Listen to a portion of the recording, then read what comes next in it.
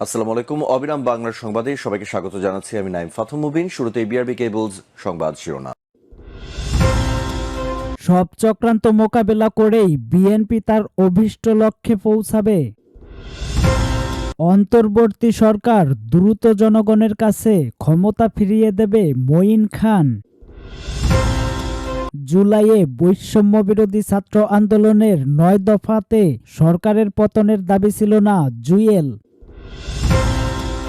সরকার নিরপেক্ষ থাকতে না পারলে নিরপেক্ষ সরকারের প্রয়োজন হবে, একান্ত সাক্ষাৎকারে মির্জা ফখরুল। সব চক্রান্ত মোকাবেলা করেই বিএনপি তার অভীষ্ট লক্ষ্যে পৌঁছাবে। ঢাকা মহানগর দক্ষিণ বিএনপির আহ্বায়ক রফিকুল আলম মজনু বলেছেন, সব চক্রান্ত মোকাবেলা করেই বিএনপি তার অভীষ্ট লক্ষ্যে পৌঁছাবে। বিএনপির জয়যাত্রা ব্যাহত করতে যারা ষড়যন্ত্রে লিপ্ত আছে, দেশপ্রেমিক জনগণ তাদের দাঁত ভাঙা জবাব দিবে। এদিন লালবাগ চকবাজার, কামরাঙ্গীর চর, ডেমরা যাত্রাবাড়ি, কোতোয়ালি, রমনা থানা কর্মী সভা হয়। ঢাকা মহানগর দক্ষিণ বিএনপির সদস্য সচিব তানভীর আহমেদ রবিন বলেন, বাংলাদেশের মানুষ তাদের ভোটাধিকার থেকে দীর্ঘদিন যাবৎ বঞ্চিত ছিল, ফলে দেশের গণতান্ত্রিক প্রতিষ্ঠানগুলো স্থবির হয়ে পড়েছে। গণতন্ত্রকে চলমান রাখতে অবিলম্বে নির্বাচন প্রয়োজন। অন্তর্বর্তী সরকার দ্রুত জনগণের কাছে ক্ষমতা ফিরিয়ে দেবে মঈন খান।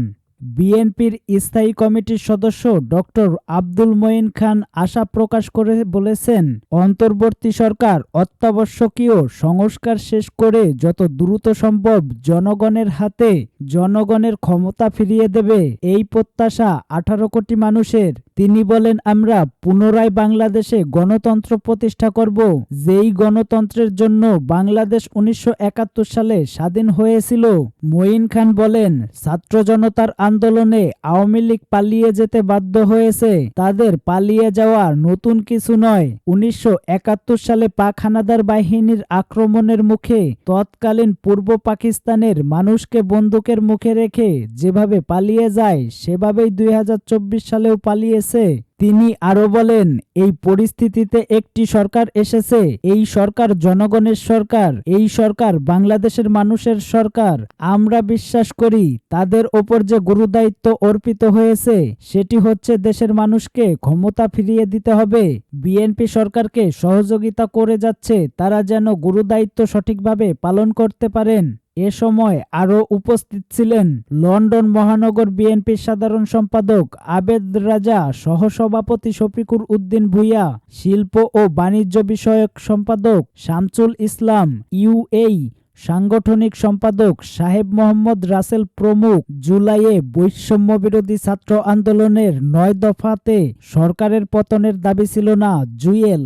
ঢাকা মহানগর উত্তর যুবদলের আহ্বায়ক শফি উদ্দিন জুয়েল বলেছেন, জুলাই বিপ্লবে মূলত রোকেয়া বিশ্ববিদ্যালয়ে সাঈদ শহীদ হওয়ার পর আন্দোলন সারা দেশে ছড়িয়ে পড়ে। তখন ছাত্র বৈষম্য আন্দোলন ৯ দফা ঘোষণা করে। সে দফাগুলোতে কোটা সংস্কার ও মন্ত্রীদের পদত্যাগের কথা উল্লেখ থাকলেও কোথায় সরকার পতনের কথা ছিল না। তিনি বলেন, 17 আগস্টের পর যখন ইন্টারনেট বন্ধ করে দেওয়া হলো, তখন বেসরকারি কলেজের শিক্ষার্থীরাই আন্দোলনকে চূড়ান্ত পর্যায়ে নিয়ে আসে।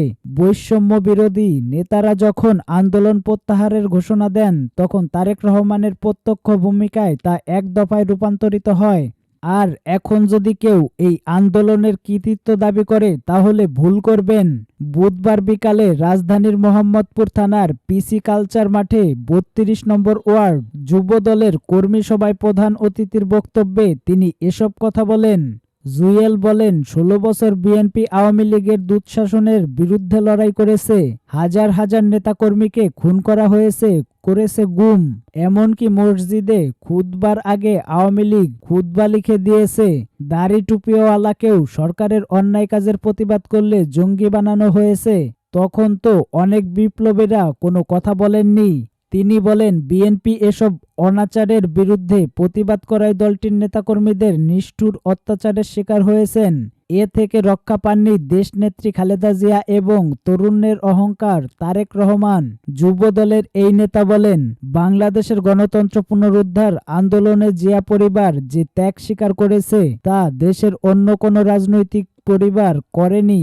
অথচ আজ জিয়া পরিবারের আত্মত্যাগ এবং বিএনপির অবদানকে অবজ্ঞা করে অনেকে বাহবা নিচ্ছেন। সরকার নিরপেক্ষ থাকতে না পারলে নিরপেক্ষ সরকারের প্রয়োজন হবে, একান্ত সাক্ষাৎকারে মির্জা ফখরুল। অধ্যাপক ডক্টর মোহাম্মদ ইউনূসের নেতৃত্বাধীন অন্তর্বর্তীকালীন সরকার নিরপেক্ষতা বজায় রাখতে না পারলে নির্বাচন করতে পারবে না বলে জানিয়েছেন বাংলাদেশের অন্যতম প্রধান রাজনৈতিক দল বিএনপির মহাসচিব মির্জা ফখরুল ইসলাম আলমগীর। জুলাই অভ্যুত্থানে নেতৃত্ব দেওয়া শিক্ষার্থীরা নতুন রাজনৈতিক দল গঠন করে আগামী নির্বাচনে অংশ নিতে চায় বলে জানা যাচ্ছে। এক্ষেত্রে সরকারের নিজেদের প্রতিনিধি রেখে তারা নির্বাচনে অংশ নিতে চাইলে অন্য রাজনৈতিক দলগুলোর বিষয়টি মেনে নেবে না বলেও মন্তব্য করেছেন বিএনপির এই মহাসচিব। সাক্ষাৎকারে আগামী নির্বাচনের ব্যাপারে ভাবনা, আওয়ামী লীগের নির্বাচনে অংশগ্রহণ, সংস্কার প্রস্তাবে প্রতিক্রিয়া সহ আরও অনেক বিষয়ে দলের অবস্থান তুলে ধরেছেন মিস্টার আলমগীর। 2 পর্বে বিএনপি মহাসচিবের সাক্ষাৎকারটি নিয়েছেন বিবিসি বাংলার সম্পাদক মীর সাব্বির। এ সময় সাব্বির মির্জা ফখরুল ইসলামকে প্রশ্ন করেন, আপনারা কোনো সুনির্দিষ্ট কি বলবেন যে আপনারা এই সময়ের মধ্যে নির্বাচন চান? তখন মিস্টার আলমগীর বলেন, আমরা সুনির্দিষ্ট সময় ওইভাবে বলতে চাই না, এজন্য যে তাতে তো কোনো লাভ হবে না, কারণ গভর্নমেন্টকেও চাইতে হবে, আলাদা পলিটিক্যাল পার্টিকেও চাইতে হবে, সবাই মিলে একসাথে চাইবো যে দ্রুত নির্বাচন হোক। তবে আমাদের দিক থেকে আমরা মনে করি এটা কোনো অসম্ভব কিছু নয়, এটা খুবই সম্ভব এবং যত দ্রুত হয় ততই দেশের জন্য মঙ্গল। মিস্টার সাব্বির আবার প্রশ্ন করেন, আপনাদের কোনো ডেডলাইন বা সময়সীমা নেই? বিএনপির মহাসচিব বলেন, ডেডলাইন আমরা দেইনি এখনো। যদি আপনারা দেখেন যে নির্বাচনটা আপনারা যে সময়ের মধ্যে আশা করেছেন সেটা হচ্ছে না, সেক্ষেত্রে আপনাদের পদক্ষেপটা কি হবে? তখন বিএনপির মহাসচিব বলেন, আমরা আমাদের কথাগুলো স্পষ্ট করে বলে আসছি, বলছি যে উনি যতগুলো সংস্কারের মধ্যে হাত দিয়েছেন অতগুলো সংস্কার করতে গেলে আপনাদের 10 বছরের মধ্যে শেষ হবে না। আর সংস্কার একটা চলমান প্রক্রিয়া। 2 বছর আগে রাষ্ট্র মেরামতের 31 দফা দিয়েছি আমরা, তার মধ্যে এই বিষয়গুলি তো রয়েছে। সংবিধান সংস্কারের বিষয় রয়েছে, জুডিশিয়ালি কমিশনের কথা আমরা বলেছি, আমরা ইলেকশন কমিশনের কথা বলেছি, আমরা ব্যুরোক্রেসি সংস্কারের কথা বলেছি 31 দফায়, আমরা দ্বিকক্ষ বিশিষ্ট পার্লামেন্টের কথা বলেছি। এগুলো আমাদের সমস্ত বলা আছে। এখন সেক্ষেত্রে তারা যেটা করেছেন সেটা কি রিপোর্ট নিয়ে আসছে তা আমরা জানি না। যদি রিপোর্টগুলোই দেখা যায় যে আমাদের সঙ্গে মিলে গেছে তাহলে তো কোনো সমস্যাই নেই, কিন্তু যেগুলো মিলবে না সেগুলো তো অনেকটা ন্যূনতম কনসেনসাস হতে হবে, তারপরে সেটা বলতে হবে।